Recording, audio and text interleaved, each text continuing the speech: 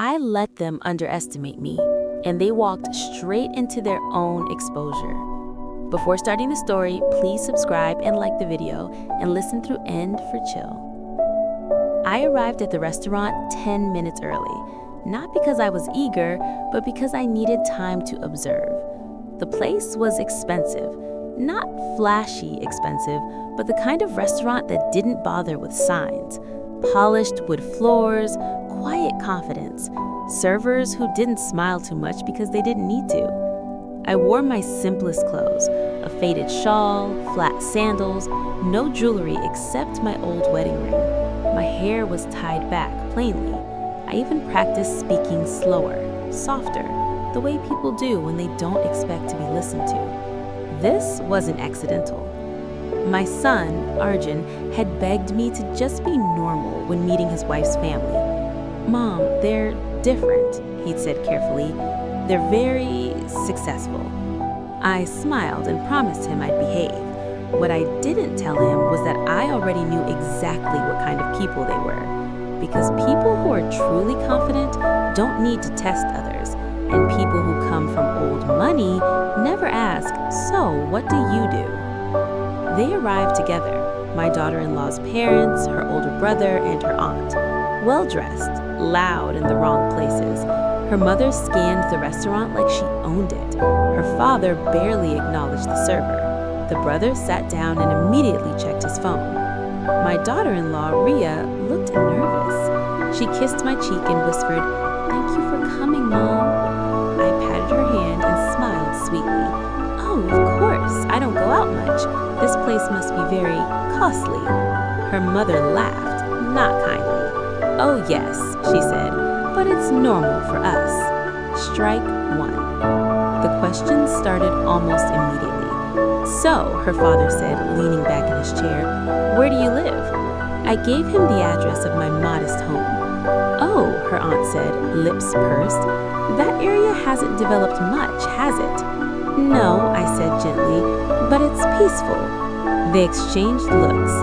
"And your husband?" her mother asked. "What line of work was he in?"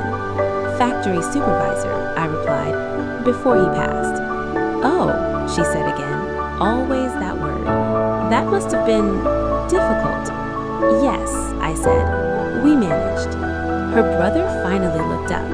"And your son works for my father's company now, right?" "Yes," I said proudly, "he's very hardworking." "Well," he smirked, "let's hope ambition runs in the family."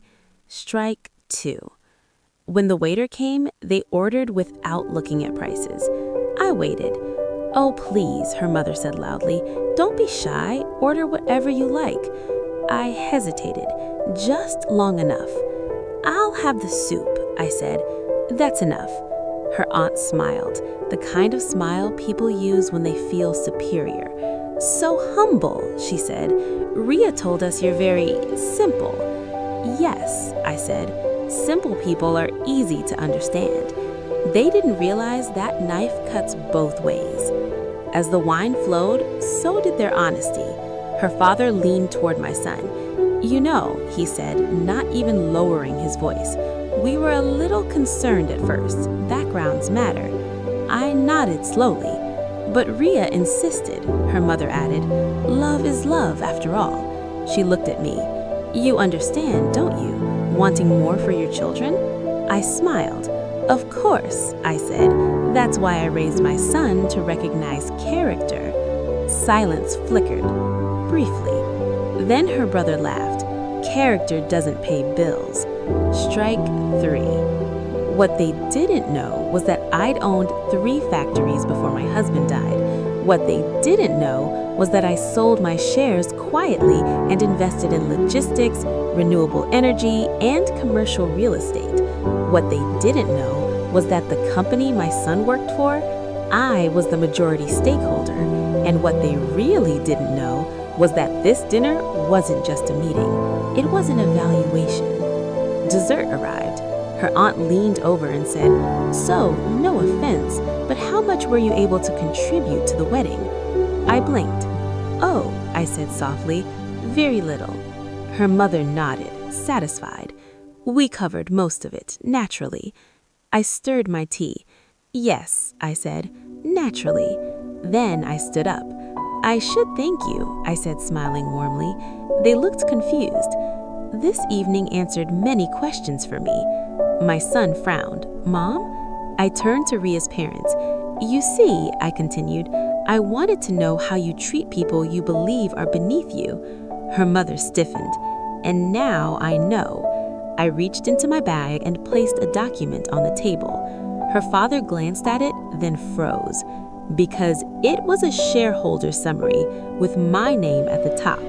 Majority owned. I let them underestimate me, and they walked straight into their own exposure. Before starting the story, please subscribe and like the video, and listen through end for chill. I arrived at the restaurant 10 minutes early, not because I was eager, but because I needed time to observe. The place was expensive, not flashy expensive, but the kind of restaurant that didn't bother with signs. Polished wood floors, quiet confidence, servers who didn't smile too much because they didn't need to. I wore my simplest clothes, a faded shawl, flat sandals, no jewelry except my old wedding ring. My hair was tied back plainly. I even practiced speaking slower, softer, the way people do when they don't expect to be listened to. This wasn't accidental. My son, Arjun, had begged me to just be normal when meeting his wife's family. Mom, they're different, he'd said carefully. They're very successful. I smiled and promised him I'd behave. What I didn't tell him was that I already knew exactly what kind of people they were. Because people who are truly confident don't need to test others, and people who come from old money never ask, so what do you do? They arrived together, my daughter-in-law's parents, her older brother, and her aunt. Well-dressed, loud in the wrong places. Her mother scanned the restaurant like she owned it. Her father barely acknowledged the server. The brother sat down and immediately checked his phone. My daughter-in-law, Ria, looked nervous. She kissed my cheek and whispered, "Thank you for coming, Mom." I patted her hand and smiled sweetly. "Oh, of course, I don't go out much. This place must be very costly." Her mother laughed, not kindly. "Oh yes," she said, "but it's normal for us." Strike one. The questions started almost immediately. "So," her father said, leaning back in his chair, "where do you live?" I gave him the address of my modest home. "Oh," her aunt said, lips pursed, "that area hasn't developed much, has it?" "No," I said gently, "but it's peaceful." They exchanged looks. "And your husband," her mother asked, "what line of work was he in?" "Factory supervisor," I replied, "before he passed." "Oh," she said again, always that word. "That must have been difficult." "Yes," I said, "we managed." Her brother finally looked up. "And your son works for my father's company now, right?" "Yes," I said proudly, "he's very hardworking." "Well," he smirked, "let's hope ambition runs in the family." Strike two. When the waiter came, they ordered without looking at prices. I waited. "Oh, please," her mother said loudly, "don't be shy, order whatever you like." I hesitated, just long enough. "I'll have the soup," I said. "That's enough." Her aunt smiled, the kind of smile people use when they feel superior. "So humble," she said. "Ria told us you're very simple." "Yes," I said, "simple people are easy to understand." They didn't realize that knife cuts both ways. As the wine flowed, so did their honesty. Her father leaned toward my son. "You know," he said, not even lowering his voice, "we were a little concerned at first. Backgrounds matter." I nodded slowly. "But Ria insisted," her mother added. "Love is love, after all." She looked at me. "You understand, don't you? Wanting more for your children?" I smiled. "Of course," I said. "That's why I raised my son to recognize character." Silence flickered, briefly. Then her brother laughed.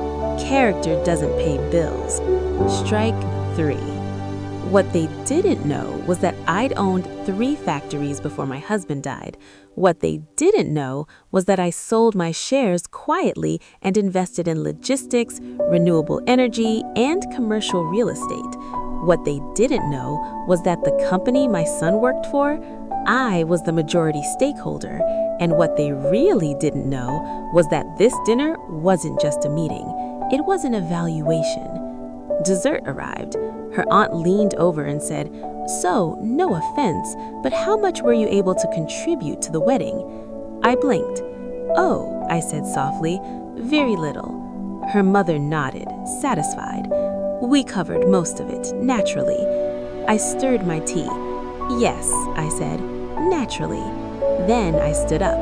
"I should thank you," I said, smiling warmly. They looked confused. This evening answered many questions for me. My son frowned. "Mom?" I turned to Ria's parents.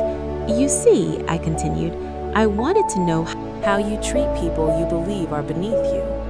Her mother stiffened. "And now I know." I reached into my bag and placed a document on the table.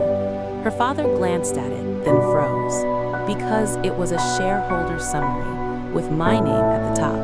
Majority ownership. The brother's phone slipped from his hand. "You?" her father whispered. "Yes," I said calmly. "The company you're so proud of?" Silence swallowed the table. I turned to Ria. "My dear," I said gently, "I raised my son to marry someone with kindness. You have that." Then I looked back at her parents. "But arrogance," I said, "is expensive. And tonight, you've shown me exactly how much it costs." I picked up my shawl. "The soup was lovely," I added. "Good night." The engagement didn't end, but the power balance shifted forever. They never spoke down to me again. They never questioned my background again. And they never forgot the night they mistook silence for weakness. I didn't act poor because I was ashamed. I acted poor so they would show me who they really were. They thought the worst part of that night was the document on the table. They were wrong. I didn't raise my voice. I didn't threaten. I didn't demand apologies. That's what frightened them most, because real power doesn't announce itself. It rearranges reality quietly, then watches people blame themselves. The next morning, Ria's mother called my son. Her voice was syrupy, nervous. "Just checking in," she said, "about last night." I took the phone from him. "I hope you slept well," I said gently. She laughed too quickly. "Oh yes, of course. Just a misunderstanding." "No," I replied. "It was an understanding." Silence. Then I added, "And now we'll proceed accordingly." I hung up. I never explained what that meant. I didn't need to. Within weeks, small things began to happen. Nothing dramatic, nothing traceable. Their bankers stopped returning calls. A routine audit was delayed indefinitely. A government license renewal stalled just long enough to cause panic. They argued constantly. Ria's brother began drinking again. Her father started snapping at staff. Her mother became obsessed with appearances, hosting dinners no one enjoyed, buying things she couldn't afford just to prove she still could. They didn't know where the pressure was coming from. That was intentional. Fear is strongest when it has no face. One evening, Ria came to me crying. "They think you're doing this," she whispered, "but they can't prove anything." I stroked her hair. "I'm not doing anything," I said truthfully, which was the most terrifying part, because all I'd done was stop protecting them. They had relied on my silence for years without knowing it. Now that silence had weight. 6 months later, her father requested a meeting. Private. No restaurant this time. He arrived early, sat stiffly, hands shaking. "I don't understand," he said. "We've done everything right." I poured tea. "Have you?" I asked. His eyes flicked to the door. "Are you punishing us?" I smiled softly. "No," I said. "I'm letting you experience life without cushioning." He swallowed. "Please," he said, Tell me what you want." That was the moment I knew he was finished, because people who ask that question have already surrendered their dignity. "I want nothing," I replied, and meant it. Her mother began to unravel in a different way. She started rewriting history, telling people she had always supported the marriage, that she and I were very close, that she had guided me. She called me weekly, sometimes just to hear my voice, sometimes to ask nothing at all. I never corrected her. Watching someone gaslight themselves is far more effective than doing it for them. The brother made one mistake, just one. He tried to intimidate my son, not directly, through rumors, through whispers at work. I heard about it before it reached his desk. 2 weeks later, the brother resigned. Officially, personal reasons. Unofficially, no company in the city would touch him. His confidence never returned. Men like him don't recover once the illusion of inevitability breaks. Years later, at a family gathering, Ria's mother pulled me aside. "You could have destroyed us," she whispered.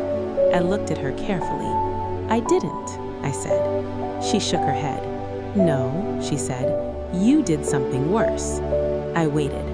"You made us doubt ourselves," she continued. "We don't know who we are anymore." I nodded.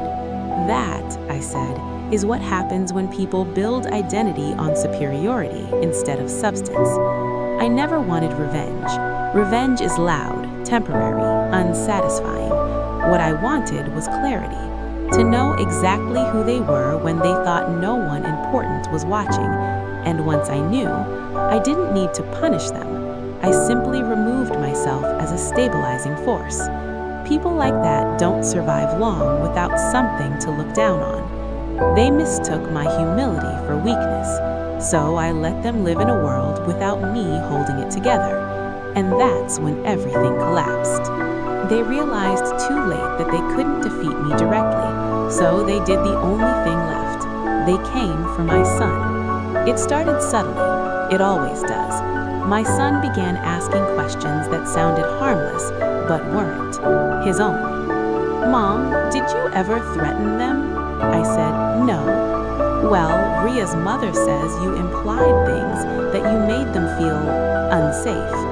I paused. People don't invent that word accidentally. Unsafe is what you say when you want to sound like a victim without proof. "I've never raised my voice to them," I said calmly.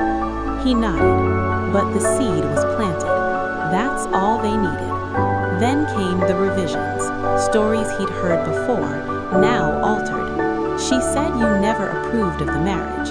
She said you were always cold to her. She said you think Ria married beneath you." Each sentence was crafted carefully, not aggressive, concerned. The tone of people just trying to protect him. That's how manipulation works when the audience is intelligent. You don't accuse, you suggest. They invited him to dinner, without me. They framed it as kindness. "She's been through a lot," her father told him. "Let's not involve her." Involve, as if I were a complication. They spoke to him as equals, men to men, positioning me as emotional, reactive, unstable. When he came home then that he was quiet, that frightened me more than anger ever could. One evening he finally said it. "I don't understand why you didn't just explain yourself." I looked at him. "Explain what?" "Why you hate them." There it was, the word they wanted him to say. Hate. I felt something cold settle in my chest, because hatred is easy to condemn, silence is not. "I don't hate them," I said calmly. "I observed them." He frowned. "That's not what they said." For the first time in his life, he doubted me, not openly, but in the way he started fact-checking my tone, the way he listened around my words instead of to them. That's when I understood their real strategy. If they couldn't discredit me publicly, they would privatize the damage, turn me into a question mark inside my own child's mind.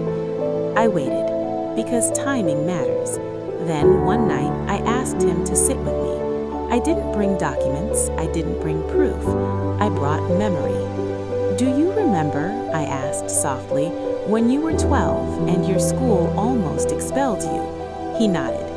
They said I bribed the coach. Yes, I said. Who defended you? You did. Without yelling? Yes. Without humiliating them? Yes. Without asking for gratitude? Yes. I leaned back.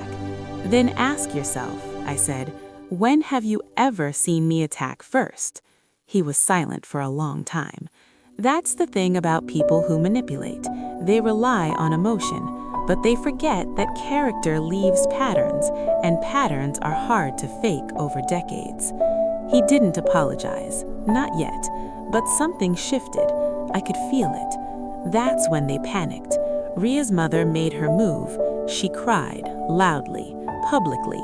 She told him I had always planned to control him through money, that I saw him as an extension of my ego, that I didn't want him to be happy, I wanted him to be obedient. She used my restraint against me. She never says what she wants, she sobbed. That's what makes her dangerous. Dangerous, the final word people use when they want permission to cut someone out. I could have ended it then. One phone call, one meeting, one irreversible exposure. But I didn't, because if I crushed them now, my son would never know whether he chose me or just followed the aftermath. So I waited, because timing matters, and that patience nearly broke me. My son didn't cut me off, but he didn't fully return either. That space, that uncertainty, was the cruelest thing they could have done. They didn't steal his loyalty. They poisoned his confidence in trust itself. And I knew then, part 5 wouldn't be about confrontation. It would be about truth, surfacing on its own, and what it costs when it finally does. They didn't want my son to hate me. They wanted him unsure, because uncertainty is easier to control. They were careful, too careful. That's how I knew something would slip. Because lies require constant maintenance. Truth only needs time. I stopped defending myself. That was the hardest part.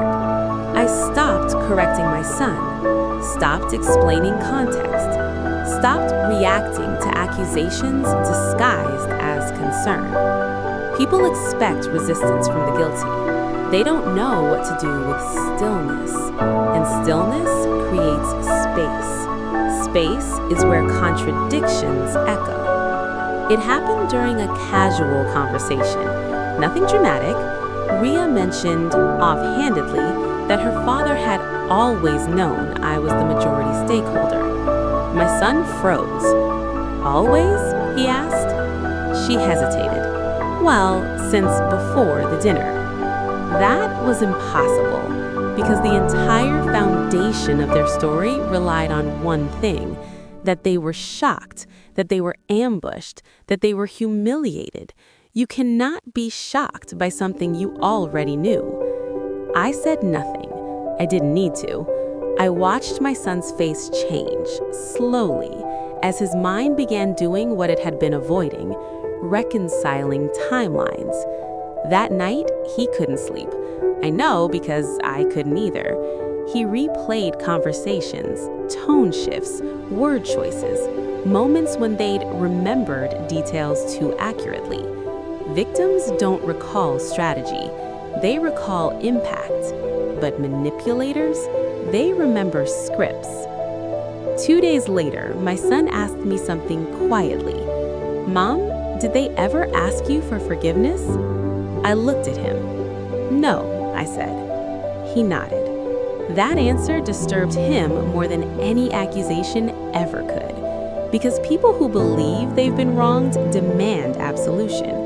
People who know they're lying just want distance. The brother, the weakest link, always breaks. He couldn't stand the uncertainty anymore. He sent my son a message he shouldn't have. Just one sentence. None of this would have happened if your mother hadn't decided to test us. Test. Not attack, not threaten. Test. That word detonated everything, because tests are conducted by observers, not aggressors, and observers don't need lies. My son came to see me without calling first. He looked older, not wiser, just stripped. "They planned it," he said flatly. I didn't respond. "They decided who you were before they met you," he continued. "And when you didn't behave the way they expected, they rewrote reality." His voice cracked. "They made me doubt you." That was the first apology. It wasn't spoken. It didn't need to be. Truth didn't reunite us. That's the lie people like to tell. Truth doesn't heal. Truth clarifies, and clarity often hurts more than confusion ever did. He couldn't look at Rhea the same way, not because she orchestrated it, but because she allowed it.